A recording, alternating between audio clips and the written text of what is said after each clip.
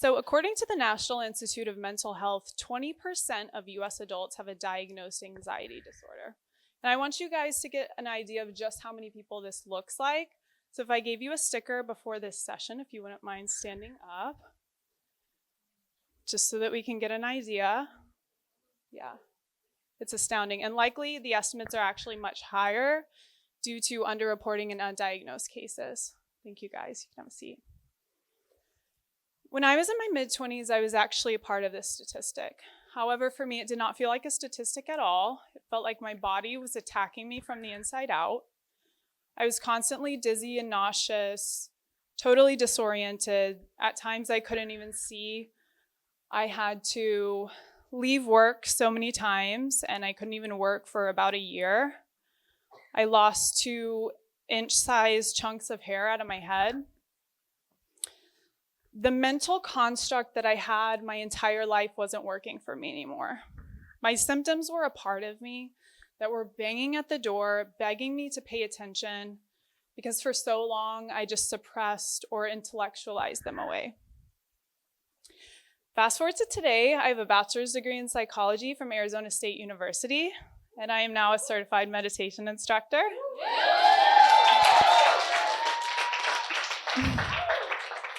And today I will explain how meditation can be used as an effective form of treatment for anxiety disorders such as panic disorder and generalized anxiety disorder.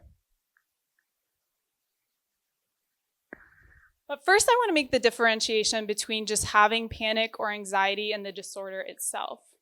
Because if you just have panic or anxiety, you're able to kind of return to a rest state. If you have the disorder, you're not really able to do this. It's kind of like panic creates more panic, anxiety creates more anxiety.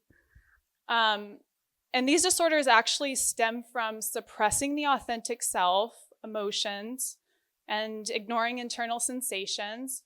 And this creates a disconnect from being able to tend to and identify biological needs that we have. But the good news is that meditation can help to actually bridge this gap between our internal state and our conscious mind, so that we can gain awareness of what needs to be tended to or even potentially processed. So through meditation, you end up gaining this safe space in your body by regulating all the systems, nervous system, stress response system, etc. And then you're able to sit with this discomfort a little bit easier. You're able to gain a higher tolerance of these negative sensations that maybe would arise before. And also with a consistent meditation practice, you end up learning that you're actually the person that you need.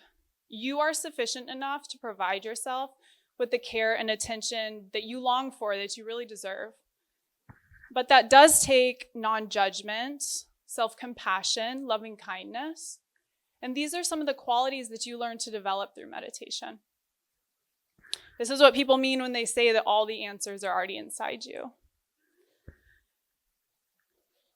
So let's take a look at some research. A study by Lee and his team of researchers conducted on 46 individuals with anxiety disorders, and they were split up into two groups. One group received an education-based training on anxiety disorders, and one group received a meditation-based training. So first they were kind of focusing on their body, then deeper meditations, and these were over 8 weeks of time. And the participants were assessed every 2 weeks for this 8-week time frame on 3 different anxiety scales and a depression scale. So you can see the results in this top left-hand corner. The bottom right is the depression scale. The others are going to be the anxiety scales. The dotted line is going to be your meditation-based cohort, and the solid line is going to be your education-based cohort. So you can see just how much more significantly the meditation group's symptoms decreased over the 8-week time period, especially in comparison to the education-based group. And I was actually able to see these results in my own life as well. I did tons of therapy, and I could get into my head that way, but I couldn't get into here that way.